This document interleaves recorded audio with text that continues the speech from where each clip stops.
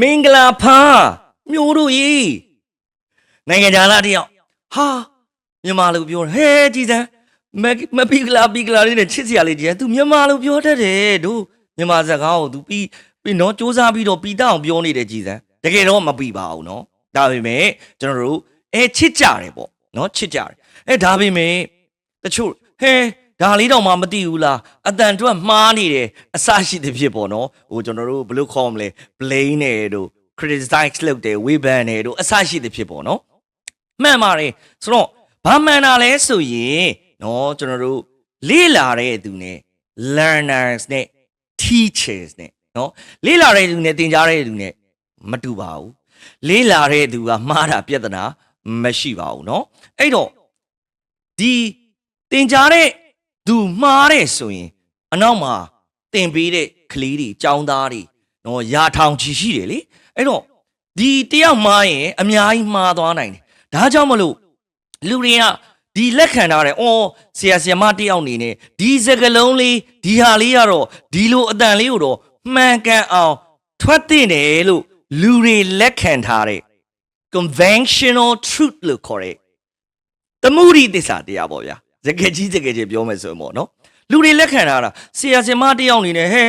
တင်နေတာ ENGLISH နော်မြန်မာလူကပြောရင်အင်္ဂလိပ်ဒါပေမဲ့ English လို့ပြောရင် English နောက်မှာ SH အတန်မှန်းမသိ CH အတန်မှန်းမသိမှားပြီးတော့ထွက်နေဒါမဖြစ်သင့်ဘူးအစရှိတဲ့ဖြစ်မှားနေတာကိုမှားကြောင်းနော်မဖြစ်သင့်တာကိုမဖြစ်သင့်ကြောင်းဝင်ပြီးတော့ comments တွေမှာရေးကြတာအဲ့ဒါတော့ကျွန်တော်မှန်တယ်လို့ထင်တယ်ခင်ဗျာဘာဖြစ်လို့လဲဆိုတော့လေးလာတဲ့သူအနေနဲ့ဆိုရင်တော့ပြဿနာမရှိပါဘူးတင်ကြားနေတဲ့သူဆိုရင်တော့ပြဿနာရှိပါတယ်โอเคအဲ့တော့ကျွန်တော်တို့ကဘာလုပ်ရမလဲဆိုတော့ကျွန်တော်တို့က native speaker တွေမဟုတ်ဘူးမှန်တယ်ငါတို့ကတော့မြန်မာလိုပဲပေါ့မှန်ပါတယ်ဒါပေမဲ့ရောချလိုက်လို့မရဘူးနော်တင်ကြားတဲ့သူဆိုတာကိုမှားတာကိုသိသွားပြီဆိုရင်ကြိုးစားပြီးပြင်ရပါတယ်โอเคအဲ့လိုကိုပြင်မှကိုသိသွားမှကိုအတုံးချနိုင်မှကိုပြန်တင်မဲ့လူတွေအမှားမပါမှာဖြစ်ပါတယ်ဒါကြောင့်မလို့ကျွန်တော်တို့ဆရာတွေကိုနော် training တွေပြီးတဲ့အခါကျအမြဲတမ်းပြောပါတယ်ဆရာတို့အနေနဲ့နော်ကိုတိထားတတ်ထားရမယ်အတန်ထွက်လောက်တော့မှန်အောင်လို့ထွက်ထားတင်တယ်လို့အမြဲတမ်းကျွန်တော်တို့အတန်းမှာပြောပါတယ်အဲ့တော့ကျွန်တော်တို့ဒီလေထိုနည်း၎င်းပါပဲဆိုတော့ native speaker မဟုတ်လို့လေ native speaker မဟုတ်မှန်နဲ့အမြဲတမ်းတော့မှားနေလို့တော့မရဘူးပေါ့အဲ့တော့အမှားလေးတွေကိုသိရင်ကျွန်တော်တို့အမှန်လေးတွေပြင်ပြီးတော့စူးစမ်းပြီးတော့ဆက်လျှောက်ရမှာဖြစ်ပါတယ်ဒါကြောင့်မလို့နော် comment မှာဝင်ပြီးတော့ထောက်ပြတဲ့သူတွေကိုလည်းစိတ်ဆိုးစရာမလိုပါဘူးဒါတင်ကြားသူတွေအတွက်သူတို့လက်ခံထားတဲ့သမုဒိသစ္စာတရားဖြစ်ပါတယ်ဆရာတယောက်အနေနဲ့ဒီလောက်ကတော့သိရမယ်သိတယ်နဲ့လို့သူတို့လက်ခံထားတဲ့အကြောင်းအရာကိုကျွန်တော်တို့ကနော်တင်ကြားသူတွေကစူးစမ်းပြီးလိုက်လုပ်ပြရမှာဖြစ်ပါတယ်โอเคနော်အဲ့တော့ဒီနေ့မှာ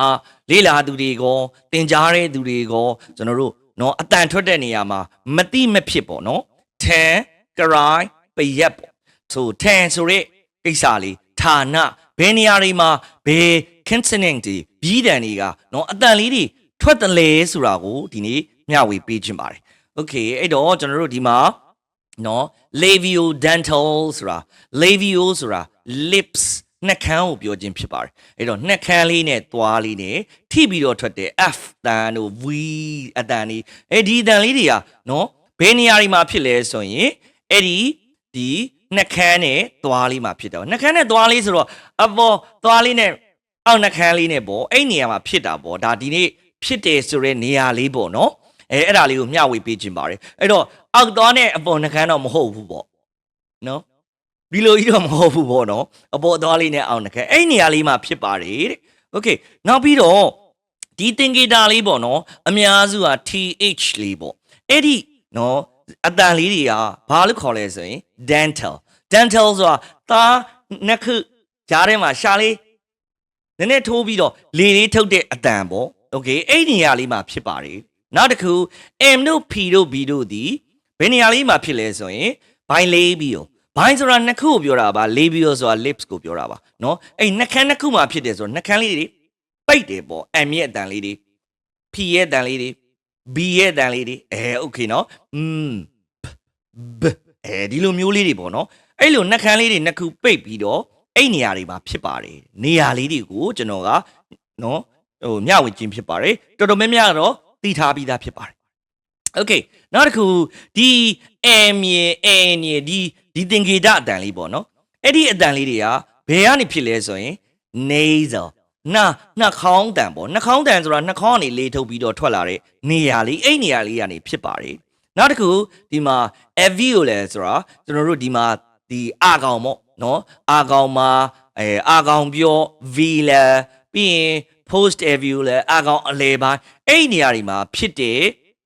consonants ဘီးတန်လေးတွေဖြစ်ပါတယ်အဲ့နေရာလေးတွေကိုเนาะကျွန်တော်တို့တခြားသောဒီမှာရှိတဲ့ articulators လို့ခေါ်တဲ့စကားသံဖြစ်အင်္ဂါတွေပေါ့เนาะ cry တွေနဲ့ဘယ်လိုမျိုးလေးဘယ်နေရာကိုသွားထိရတယ်ဗာနဲ့ပြီးသွားရင်နောက်ပြီးသွားရင်ပရက်လို့ခေါ်တဲ့ဘလို့အားထုတ်ပြီးတော့เนาะ fricative လား plosive လားပေါက်ကွဲထွက်သွားမှာလားပုတ်တိုက်တဲ့အတန်လားအစရှိတဲ့ဖြစ်အဲ့ဒီအကြောင်းအရာလေးကို now video မှာထပ်ပြီးတော့မိတ်ဆွေတို့ကိုမျှဝေပေးခြင်းပါတယ်အဲ့တော့ဒီမှာလည်းအဲ့တိုင်းပဲเนาะကျွန်တော်တို့မြန်မာတွေပြောနေတဲ့ vowel words တွေရှိပါတယ်เนาะမွေးစားစကားလုံးတွေ video ဆိုရင်ဒါသိတယ် English လို့ကြတော့ video okay မြန်မာလို့ကြတော့ video ပေါ့အဲ့လိုမျိုးလေးခွဲပြောနိုင်ရင်ပိုကောင်းပါတယ် okay မြန်မာလို့ကြတော့ဒါကိုကားလို့ခေါ်တယ်เนาะ English လို့ကြတော့ car အဲ့လိုလေးခေါ်တယ်เนาะကားနဲ့ car နဲ့အဲ့လိုလေးခေါ်ပါတယ်ဆိုပြီးတော့เนาะဟိုခြားနာချက်လေးကိုပြောပြမယ်ရှင်းပြမယ်ဆိုရင်တော့ပို့ပြီးတော့အဆင်ပြေပါတယ်နောက်တစ်ခုကတော့ဒီ H ရဲ့အတန်လေးကတော့ glottal လို့ခေါ်ပါတယ်ဒီเนาะဘာသာဒီအပေါ်ကနေမဟုတ်ပဲနဲ့လေပင်ရင်ကောင်းကနေထွက်လာတဲ့လေတန်လေးဖြစ်ပါတယ် okay ဒါလေးကတော့ places of articulation လို့ခေါ်တဲ့เนาะကျွန်တော်တို့ထန်ဌာနပေါ့စကားတန်တွေထွက်လာတဲ့နေရာလေးတွေကိုမျှဝေပေးခြင်းဖြစ်ပါတယ်။နောက် video file မှာကျွန်တော်တို့ articulators တွေနဲ့စကားတန်ဖြစ်အင်္ဂါလေးတွေနဲ့ပြီးတော့ဘလို့စူးစမ်းအားထုတ်အတန်ထွက်ရတယ်ဆိုတဲ့ပိရဲ့အကြောင်းလေးကိုထပ်ပြီးတော့မျှဝေပေးပါမယ်။အားလုံးပဲကျေးဇူးအများကြီးတင်ပါတယ်။ကျွန်တော်တို့ဒီ ဆရာမျိုး English class မှာဖွင့်လှစ်ထားတဲ့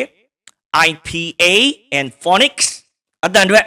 အတန်လေးလည်းရှိပါတယ်တကယ်လို့ဆက်သွယ်စုံစမ်းလို့ရဆိုရင် Tele မှာ @ စာမျိုးအနောက်မှာကဏ္ဍနေမပါပါဘူးစာရိုက်ရှာပြီးတော့ဆက်သွယ်စုံစမ်းလို့ရပါတယ် Okay အားလုံးပဲ thank you so much ပါ